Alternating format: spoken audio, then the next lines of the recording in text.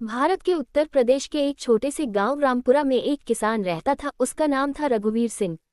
उम्र लगभग 40 साल, चेहरा तपे हुए सूरज की तरह कठोर मगर आंखों में उम्मीद की चमक।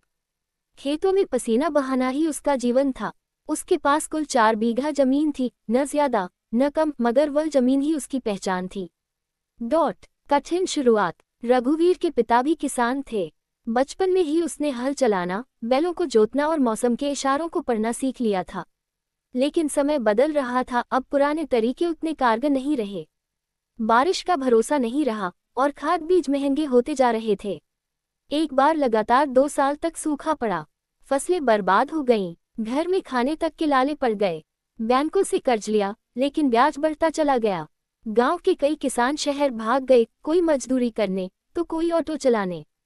रघुवीर भी सोच में था, क्या मुझे भी गांव छोड़ देना चाहिए। पर तभी उसे अपनी माँ के शब्द याद आए, बेटा, जमीन को छोड़ने वाला किसान नहीं, भागने वाला होता है। मिट्टी से ही जीवन है, उसी से इज्जत है। ये बात उसके दिल में घर कर गई। उसने तय किया कि वो हार नहीं मानेगा। नई राह की तलाश। एक दिन गांव में कृषि विभाग की एक टीम आई। उन्होंने किसानों को नई तकनीकों के बारे में बताया, जैसे ड्रिप इरिगेशन, मिट्टी परीक्षण, फसल चक्र और जैविक खेती। ज्यादातर किसान बोले, हमारे पास इतना पैसा कहाँ है, ये तो अमीरों का खेल है। लेकिन रघुवीर ने ध्यान से सब सुना। टीम ने समझाया कि सरकार कुछ योजनाओं में सब्सिडी देती है और प्रशिक्षण भी फ्री में होता है। रघुवीर ने हिम्मत जुटाई और नजदीकी कृषि केंद्र में जाकर जानकारी ली।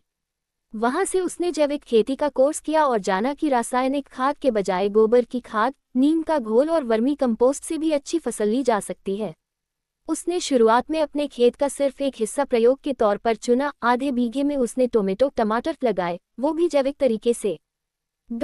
संघर्ष और सब्र। शुरुआत आसान नहीं थी। गांव के लोग हंसते थे, ग्रेटर देन रघुवीर, ये क्या पागलपन है, बिना यूरिया डीएपी के भी फसल होती है क्या। पर रघुवीर ने ठान लिया था। वह सुबह जल्दी उठकर खेत में जाता, खुद गोबर की खाद बनाता, कीड़ों से बचाने के लिए नीम का छिड़काव करता। धीरे धीरे पौधे हरे भरे होने लगे। 2 महीने बाद जब टमाटर लाल होने लगे, तो उसने देखा कि उसकी फसल बाकी किसानों की तुलना में ज्यादा चमकदार और स्वादिष्ट थी। पास के कस्बे के एक व्यापारी ने उसकी फसल का दाम भी ज्यादा दिया, क्योंकि वो ऑर्गेनिक थी। रघुवीर को पहली बार लगा, मेहनत का फल सच में मीठा होता है। तकनीक का साथ।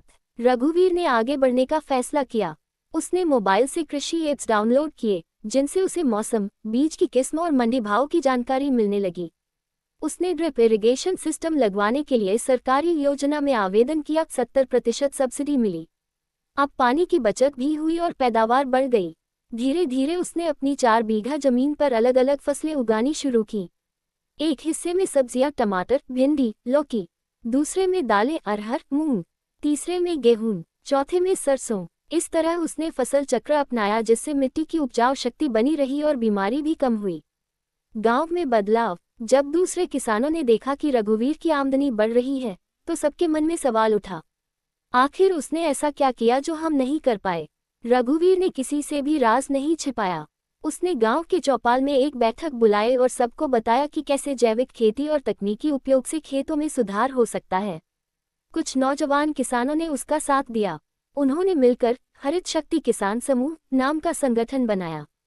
इस समूह ने मिलकर बीज, खाद और मशीनें खरीदनी शुरू की, जिससे लागत कम हो गई। रघुवीर ने गांव के स्कूल में जाकर बच्चों को भी समझाया कि खेती सिर्फ पुरानी बात नहीं है, बल्कि भविष्य का सबसे महत्वपूर्ण काम है। विपत्ति की वापसी। लेकिन जिंदगी हमेशा आसान नहीं रहती। एक साल अचानक भारी बारिश हुई, खेत डूब गए, सब्जियां खराब हो गईं। गांव के किसान फिर निराश हो गए। रघुवीर भी दुखी था, पर उसने हार नहीं मानी। उसने कृषि विभाग से सलाह ली और सीखा कि बारिश के पानी को कैसे बचाया जाए। उसने खेत में तालाब योजना के तहत एक छोटा जलाशय बनवाया। अब हर बारिश का पानी उसमें जमा हो जाता और सूखे के समय उसी से सिंचाई होती। अगले साल जब फिर कम बारिश हुई, तो सिर्फ रघुवीर के खेत हरे थे। सबको एहसास हुआ कि वह कुछ अलग सोचता है। आत्मनिर्भर किसान। समय के साथ रघुवीर ने अपनी उपज गांव में ही बेचने के बजाय सीधे शहर के मार्केट में बेचना शुरू किया। उसने खुद की एक छोटी प्रोसेसिंग यूनिट भी खोली, जहां सरसों का तेल और टमाटर की चटनी बनाई जाने लगी। अब वह सिर्फ किसान नहीं रहा, बल्कि उद्यमी किसान बन गया। उसकी आय पहले जहां सालाना 70,000 रुपये थी, अब 4 लाख रुपए से ज्यादा हो गई।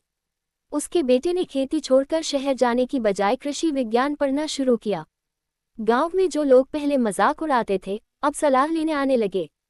8. किसान से प्रेरणा तक। रघुवीर को जिला स्तर पर श्रेष्ठ किसान पुरस्कार मिला।